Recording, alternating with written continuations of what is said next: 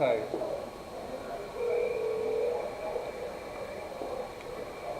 Hello.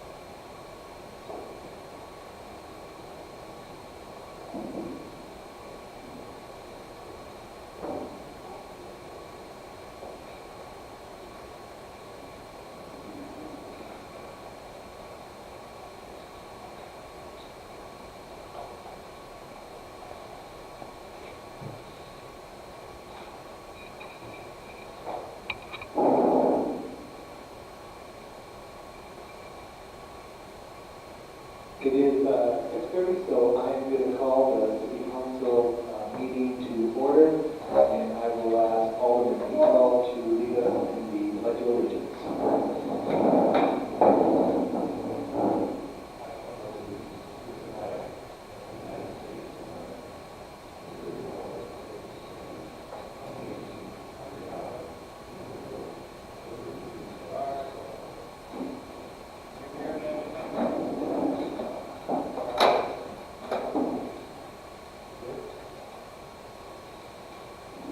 I would entertain a motion to adopt the agenda. Motion by Alderman Unger. Is there a second? Second by Alderman Eckert. Any discussion?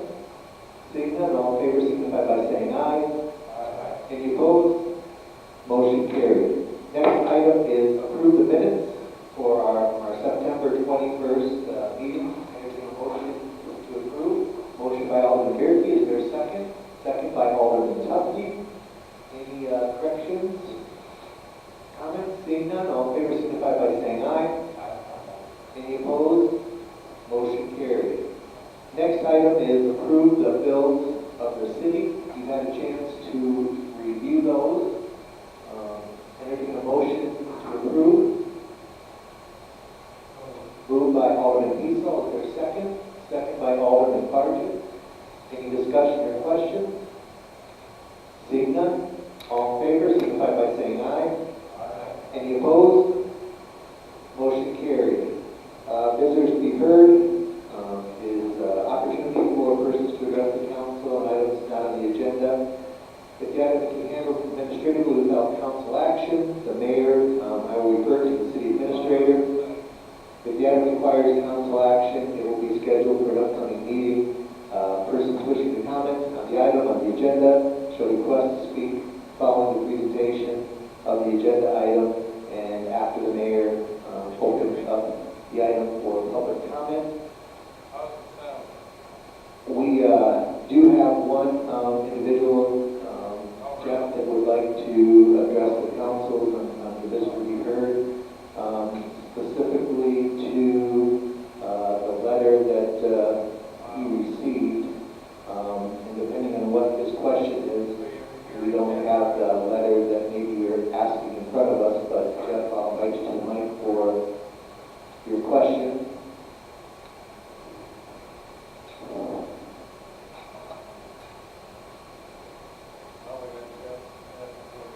There is a handheld mic there that you can use.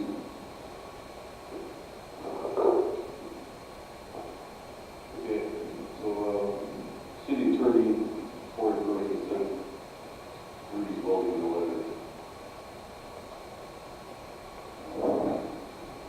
And I don't know if this was authorized by the city council or by the city administrator. It just says, with the deal no longer being, the city wanted to reach out to establish some timelines with when the necessary additional frustration and burning of the parties. So the city's authorizing an additional 10 days to bring property back into compliance rather than enforcing anything. So based on the average mail times, we should receive this by Wednesday, September 30th. So 10 days would be prior to October 9th, 2020. So 10 days, really? What's third? All of a sudden there's an immediate timeline or not? Who authorized this? The city attorney to write this letter, so I'm asking first. This would be Jeff Peterson. So where did it come up with 10 days? Okay, your leg's not working, or not up, also not working.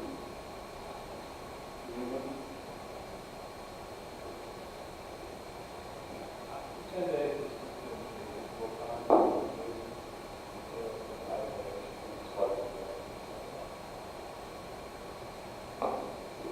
Actually, it's not just about the right of way.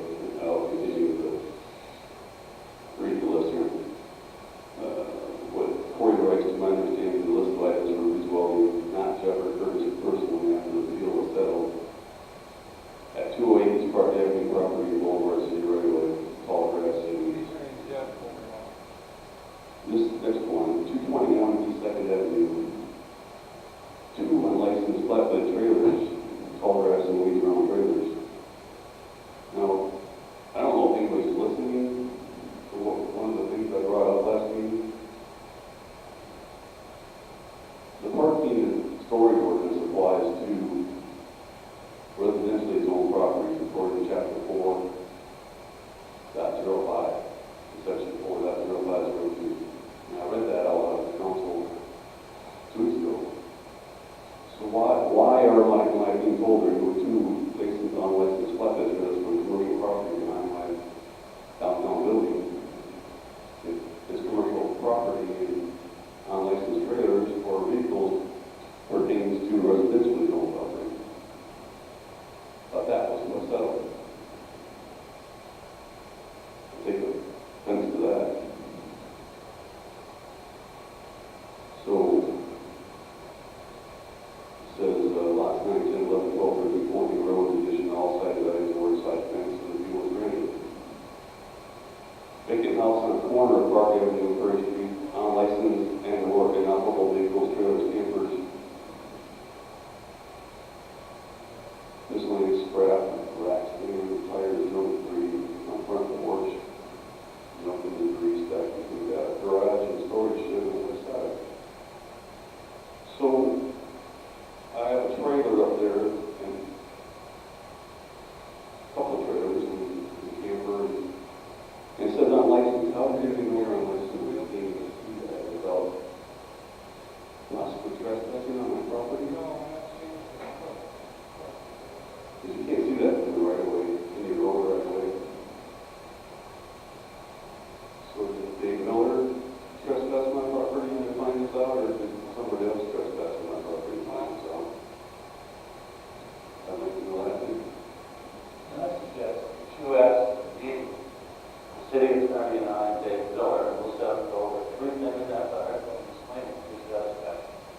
Council is a policy-making body. This is an administrative matter. Your own agenda And it is concurred says that if brought forward as an administrative matter, that is referred to the administrator. We're not prepared to answer these questions. Why don't you put it out there, like, every council member I know what was given to me. If they feel 10 days is reasonable, that's not reasonable at all. I have a business to run, Chuck Peterson. And, I don't have 3 weeks to work on minor things around my house like you seem to do. I've got a business to run, I got a lot of stuff to do. And you come up with a timeline in 10 days, that's just asinine. Let's talk about. I'm talking about right now. I'm talking about right now. If you want to continue later. I want to be reasonable and sit down with us and try to discuss how it works. Yeah, I would be reasonable, but you're not going to be reasonable.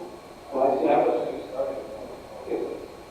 if I may, I got that the idea is like then the thing that we've given all the people to remove things that were cited. Some of them have worked with the city to extend that time period because they have land to do that. They worked with Jeff to try to come to a common ground so things would work.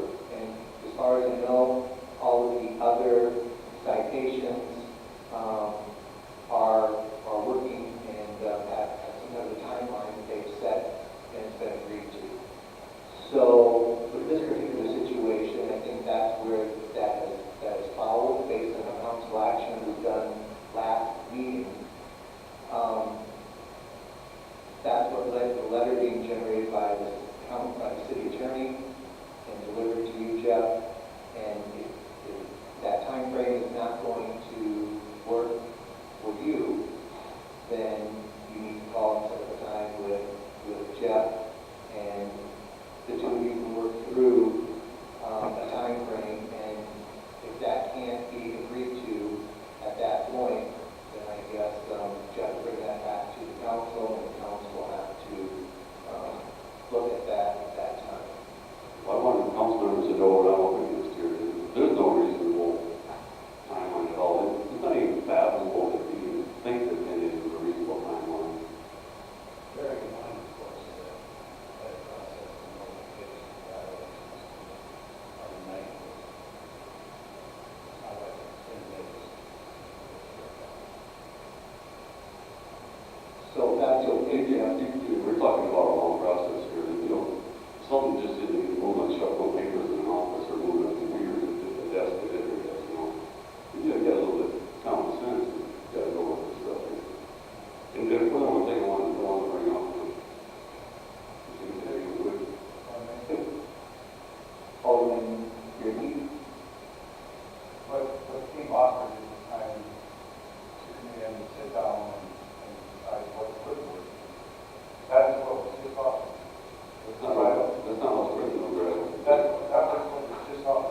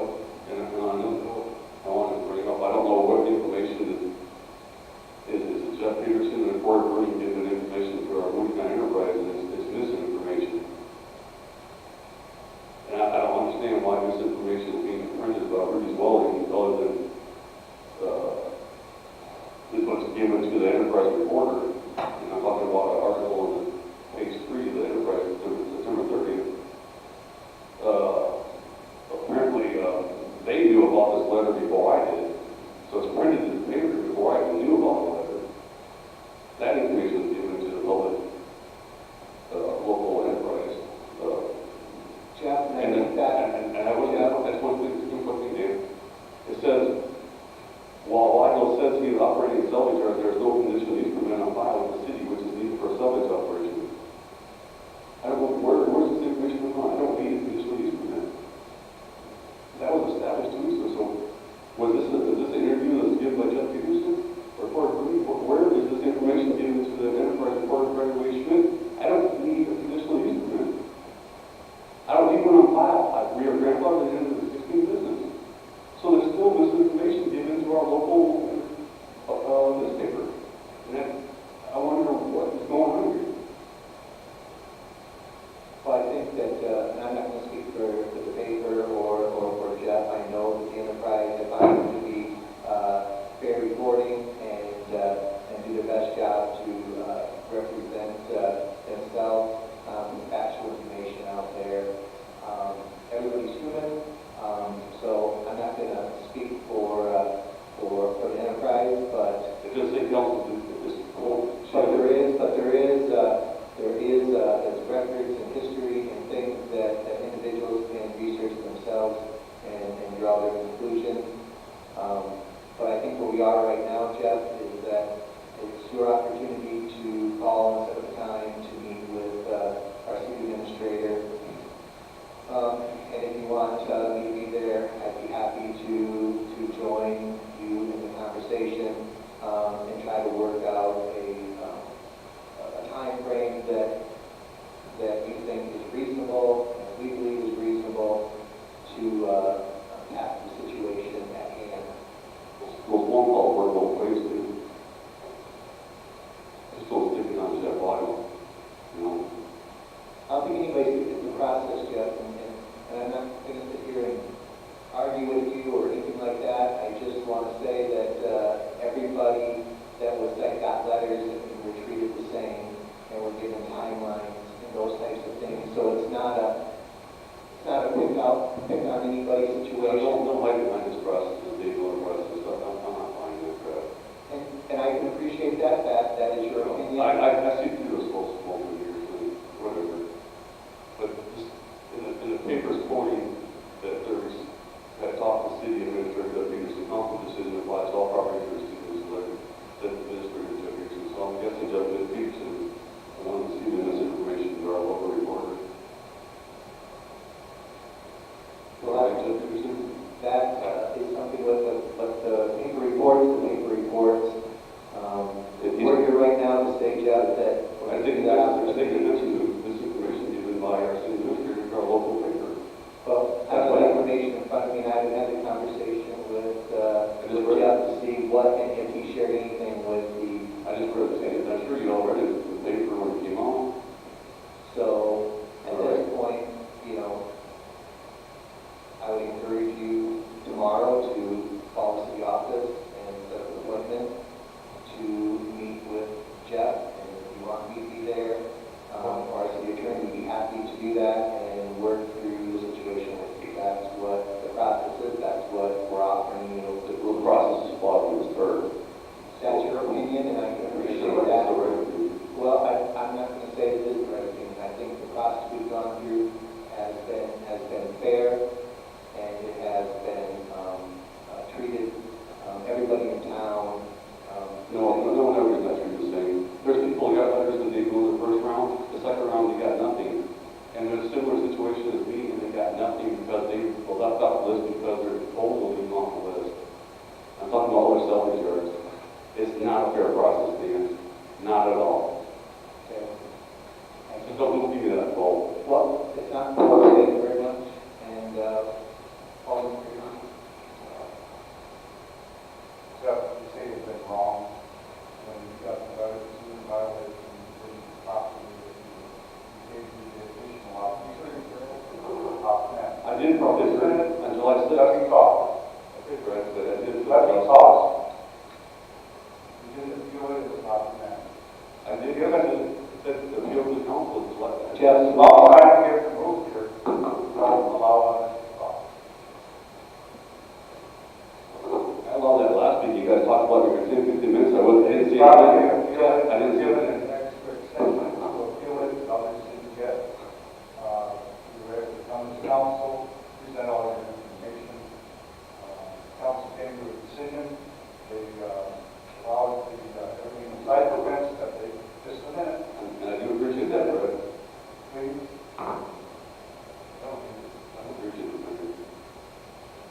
You won't shut up and listen. This is, I mean, Yes, it you is. have to abide by it. Yes, it is me. Right. So, you didn't properly appeal it, you gave you extra time to do that, you had a concession of everything inside the fence is okay. What we decided is that you abide by the court order from 2001, clean up the right of way, boulevard area, and if you need more time, you can come to a meeting with the administrator and the mayor or whatever, that's what's gonna happen. And But don't say you were treated improperly because the letter was the proper way of notifying you of what needs to happen. I'm talking about the whole So, that should be fine. You can make a phone call tomorrow and come in and have a meeting and get the proper time frame that's good for all. It can't be next year, it's gonna have to be in a louder kind of. Yeah, 10 days is not reasonable. Nobody can do that. We're not gonna listen in a meeting. You've got business to attend to, where you should talk about paper and different things like that, that don't pertain to what we have going on.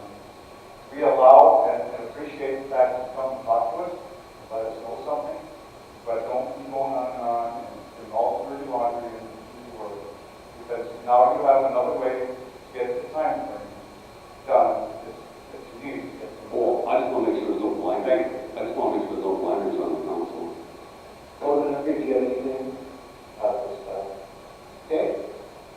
Jeff, thanks very much, and we'll look forward to your phone call tomorrow at the time. It's in your court. Well, I'm only walking that way for the city attorney, so I'll just walk down and talk to him.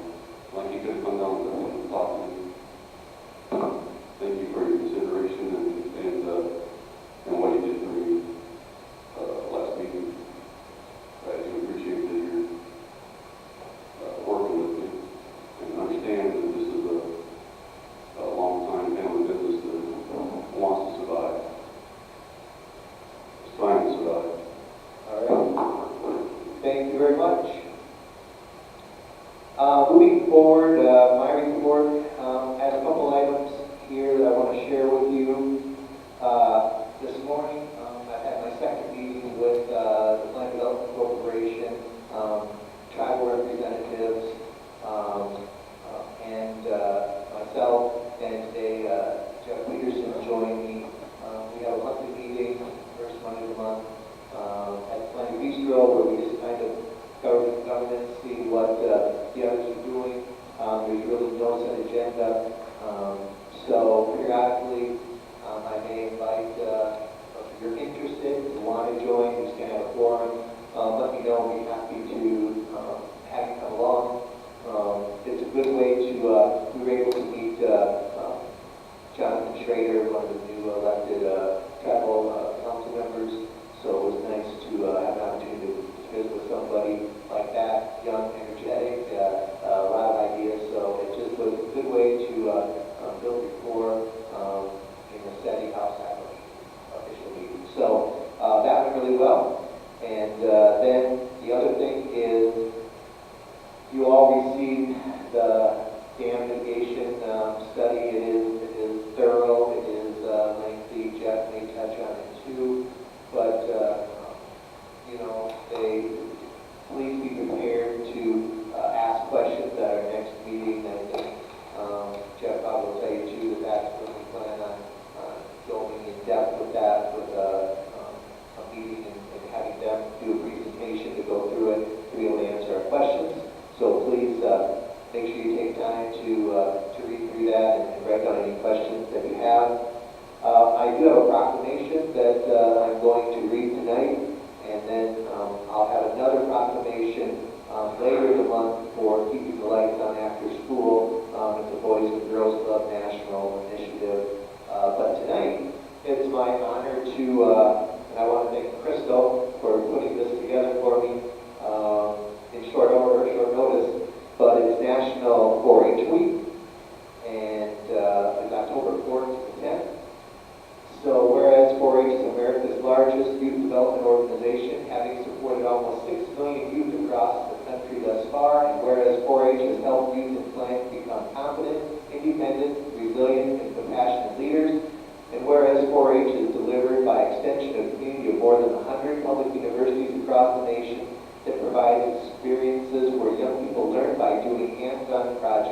in areas including health, science, agriculture, and citizenship. And whereas National 4-H Week showcases the incredible experiences that 4-H offers young people and highlights the remarkable 4-H youth in Flandreau who work each day to make a positive impact on those around them.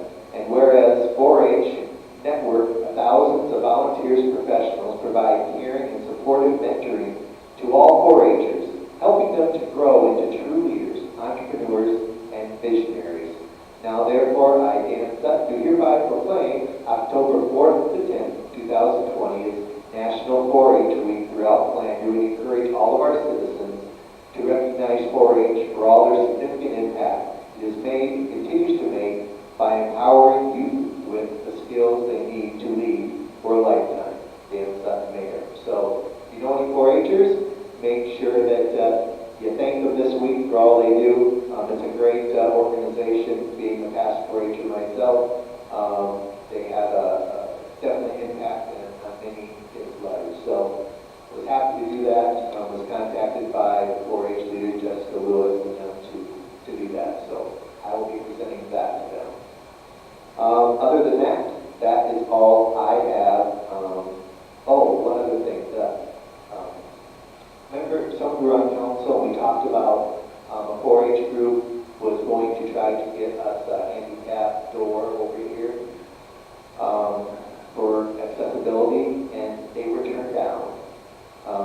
But they are going to work towards applying again and hopefully working with us to get that project done. So as disappointing as it was, grant funds were limited and very competitive, and they just didn't get approved this round. So just wanted to let the council know that if you're wondering where that was at or where it's left, right now they just denied the funding. So with that, I will turn it over to Mr. Peterson. Jeff. Thanks, Mr. Sutton. Regarding the presentation of the report I said, it's very thorough, very interesting. It's being recorded to YouTube. A lot of bullet points. Huh? I think I'm serious about this. A lot of bullet points. What I'm getting at here is that for those that Jeff, and I think what happens with your mic is it goes underneath your collar when it turns. So it's not as clear as now it will. Okay. Thank you. So, okay. I think what we want to get through the presentation is as meaningful and informational of a presentation as we can for the public. Unfortunately, in this room, we don't have the ability to project up on a screen or provide something through the live YouTube feed that provides that for the public. So I'm wondering if you're interested in other options that would accomplish that. I think the best that we could do if we meet here and go with the YouTube format is put a link to the study on our webpage so that people could perhaps print it off before the meeting, or if they had the capability at home, pull it up on one screen and listen to the presentation on another. I'm not sure how you would do that necessarily. Another option here would be to do the meeting by Zoom. That would allow the presenters to screen the study and make the presentation in a manner that the slides would scroll as the presentation progressed. I really don't know how we could do a Zoom meeting and a YouTube meeting both at the same time. I mean, we kind of wondered about that in the past, and I talked to Tom about it, Karen, and there's really not a good way to do that. So if we wanted to maximize the quality of the presentation, I think that would be the way to do it. But if that's the route we went, then we wouldn't necessarily be able to do it in here, and we might need to consider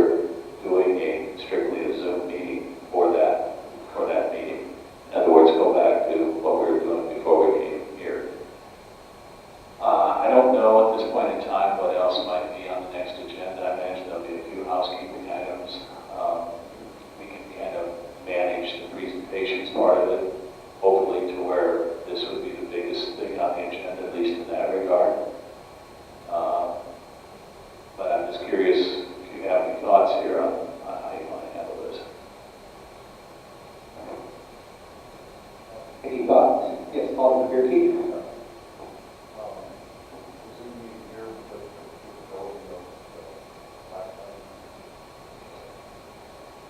We don't have the ability to project up on the screen on our YouTube live feed. That's the bottom.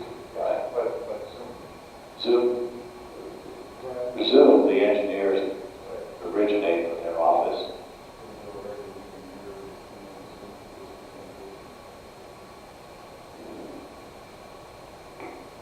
I think acoustics of that would be a problem. I think the acoustics of that would probably be a problem. Alderman Easton? Yeah.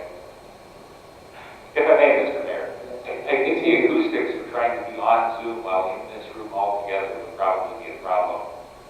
You're going to have devices picking up on each other and getting all the echoes. So that's what we have to do.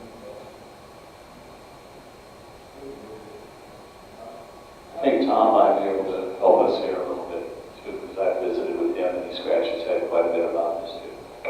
Tom, would you like to come to the mic for a minute?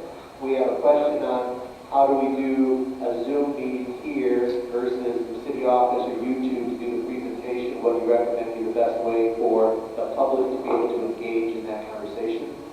Personally, I think the Zoom setup, particularly if you're going to have somebody giving a presentation, because there gets to be a timing issue, we really would have to have here a projector, widescreen projector type thing, project that, and then we'd have to pick it up on the camera, which isn't as good, of course, going straight to a shared desktop. So if we were under the Zoom world, they could run it from up there on their world, get the timing right. It does mean everybody goes back home for one meeting, but it keeps us fresh on not forgetting how to use Zoom in the meantime. But yeah, I would personally go with the Zoom idea because the graphics may be real important in the presentation. And they'll show up a lot better in a Zoom situation than in this environment because we don't have the ability to inject that PDF picture presentation directly to the screen. Does everybody understand? Alderman Gerke? The only question I had, could we do just a portion of that on the Zoom? Well, either we have to be here or based out of the city council room in Zoom. Yeah, can't do both.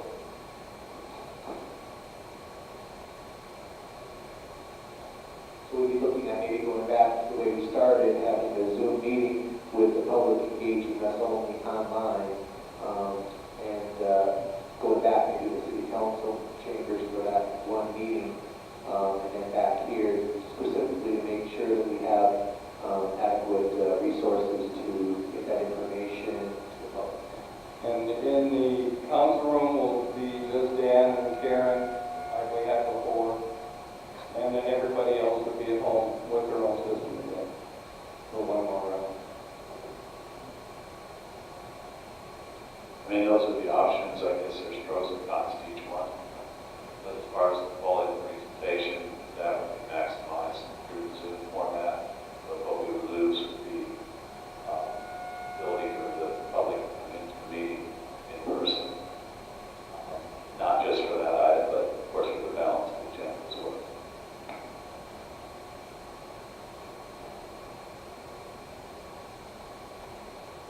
And of course, there would be no action on the plan out, because I think there's going to have opportunity for us to allow for additional input live from individuals. It's going to take time for them to digest everything that's in there because there are 4 options, but with each of those, there are pros and cons, as you're aware. So I think that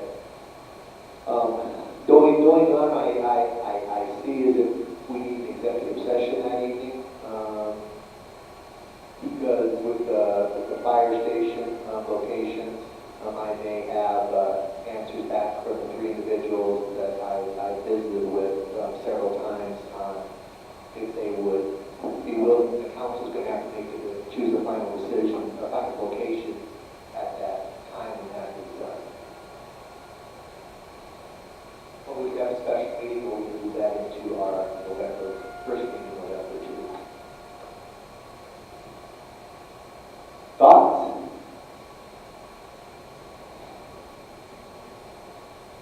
Maybe similar to what we did with the budget workshop, have a special meeting just for this presentation, and then Zoom it.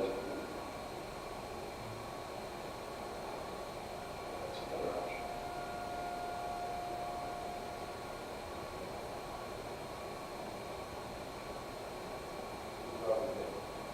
Alderman Beatty?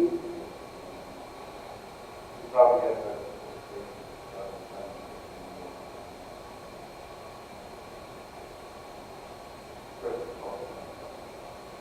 Yeah, our best viewing numbers have always been on Zoom.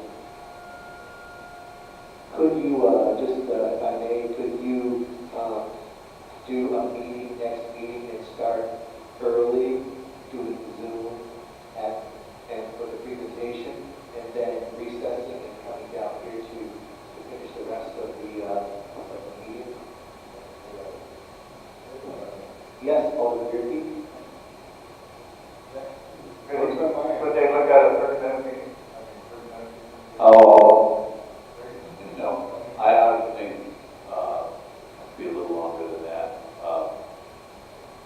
My only thought about that was, to have 30 minutes in between, like here to do that, have the Zoom meeting at 5, and then the council meeting, the regular 6:30, something like that, provide enough time. I was just thinking, we're trying to just keep everything on one night for everybody's agendas, and just be respectful of everybody's time. If we could do that, that might be something that would work. That'd work in my end, yep. Okay, so if the council is comfortable with that, I will work with Tom and Jeff, and we'll get that figured out for our next meeting. So just watch the agenda and the different times and places that you'll need to be, so. Anything else, Jeff? No, that's it. Okay. Any questions for Jeff or myself on our report? Seeing none, entertain a motion to approve the administrative report. Moved by Alderman Pearson, is there a second? Second by Alderman Tufti.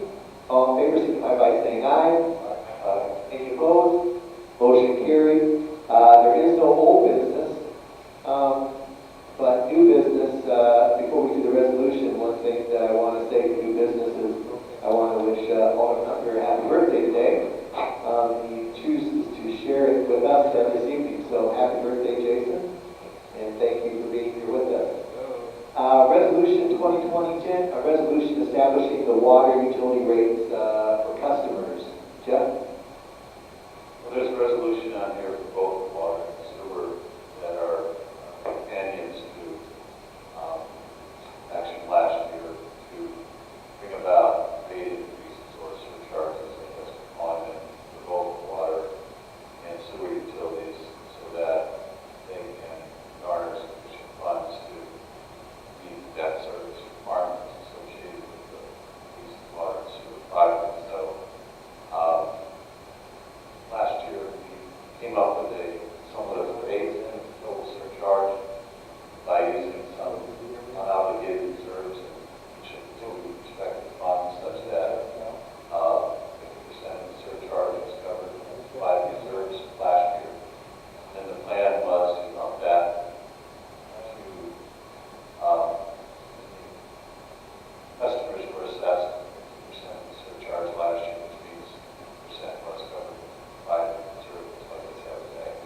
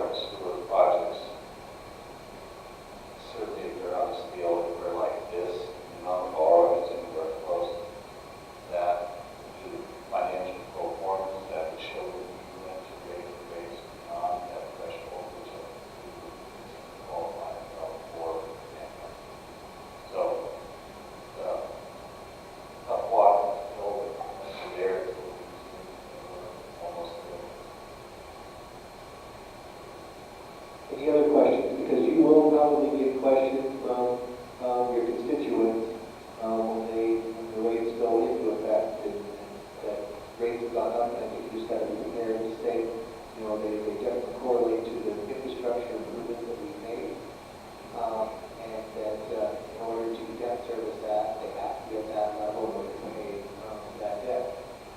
So it was a long time coming, doing the number of improvements and infrastructure improvements we did in the city, but along with that also comes the ability to have to pay for it. So.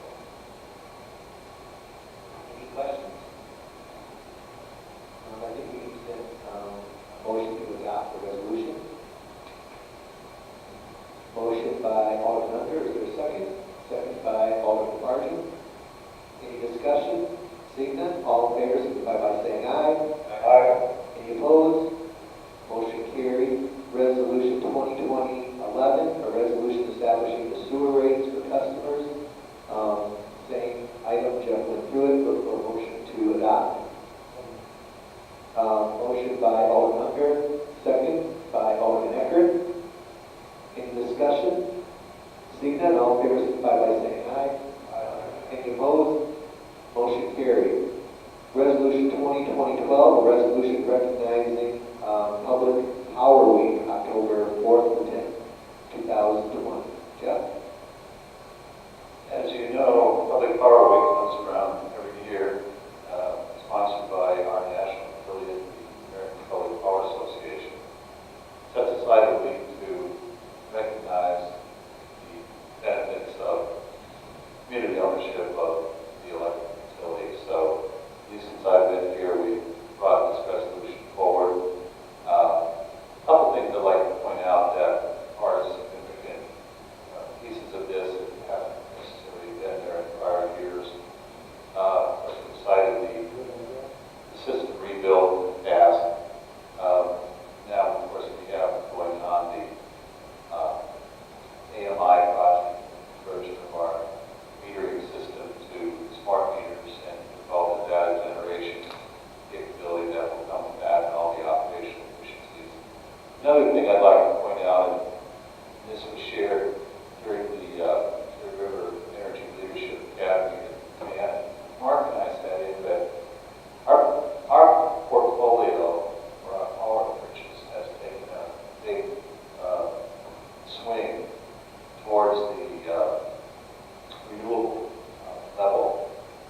And that's in large measure because the price of green power on the market has increased dramatically in recent months, where Missouri River Energy's coal plant, where River, Wyoming, which has been the primary source of our supplemental energy, that's all the hydro and stuff, has actually been operating at a very low level. So rather than using their own coal power, they're able to go on the market and buy market power that's renewable, less expensively. So that means our wholesale power portfolio, I don't have the percentage, maybe it's in there, it seems to be it's somewhere well over 80% right now of our power portfolio is in fact renewable. Of course, the biggest part of that comes from our hydroelectric power allocation.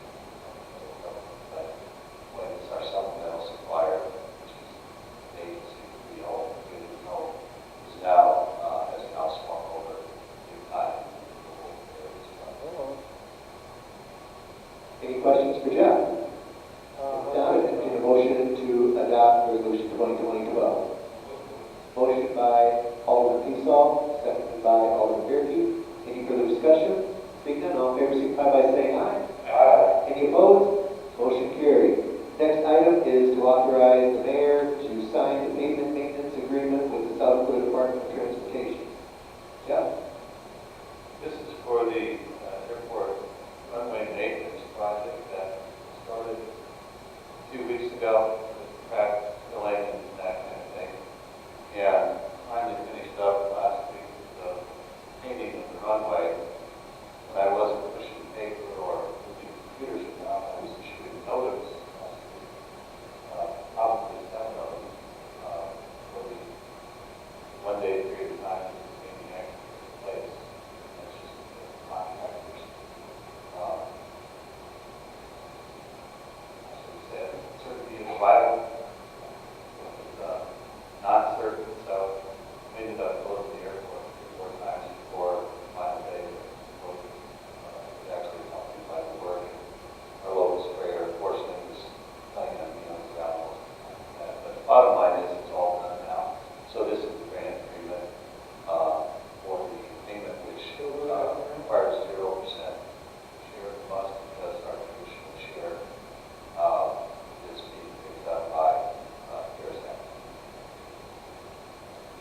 Any questions? If not, I entertain a motion to allow me to sign. Alderman Gerke, is there a second? Second by Alderman Fargy. Any further discussion?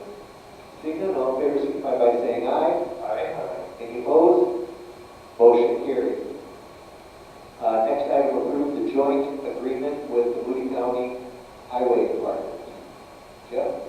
One of the nice local things that the city does is with Moody County, where we cooperate sharing labor equipment for our chip sealing programs, our respective chip sealing programs. And we did chip seal this year, you know, take a couple of years off there. Still not happy about it. I think the money was diverted for portion of the water and sewer project, and then I think got the best of it last year, but we did the streets there last year. And now this year we doing the project to take place. This agreement has been in place for quite a while, and it's kind of spelled out the conditions under which the city and county will share all of it for the respective summer projects, both of which are done now. Might ask for that one this year, Rose, who I don't know if she they're sorry about that. It won't be too far off. But yes, very nice program. I think we got 2 people from the city, state, county project, of course, that sort of ours. Ours up to one day. So we'll do it. Okay, any questions? Then I entertain a motion to approve. Motion by Alderman Eckert, is there a second? Second by Alderman Unger. Any further discussion? Seeing none, all in favor signify by saying aye. Any opposed? Motion carried. Next item, pay step increase for Ryan Sherman. Entertain a motion to approve. Motion by Alderman Gerke, second by Alderman Tuffy. Any further discussion? Seeing none, all in favor signify by saying aye. Any opposed? Motion carried.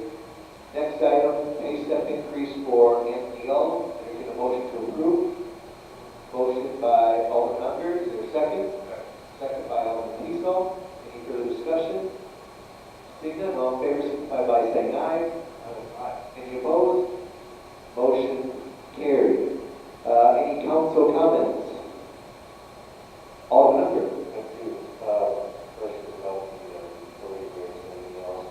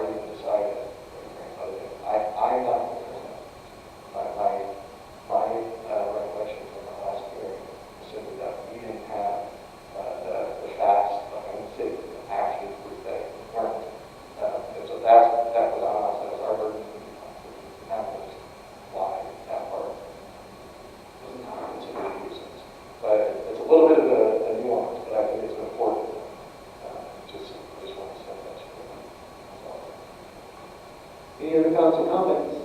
I just want to invite the council and the public. The Boone County Ministerial Association is having a suicide awareness walk this Sunday, October 11th at 1 p.m. at the high school track. We experienced two tragic suicides of two of our youth in Boone County, and it's a sad time for their families and others with depression and things like that. And so, if you're available, feel free to come down and support that cause on Sunday for the suicide awareness walk.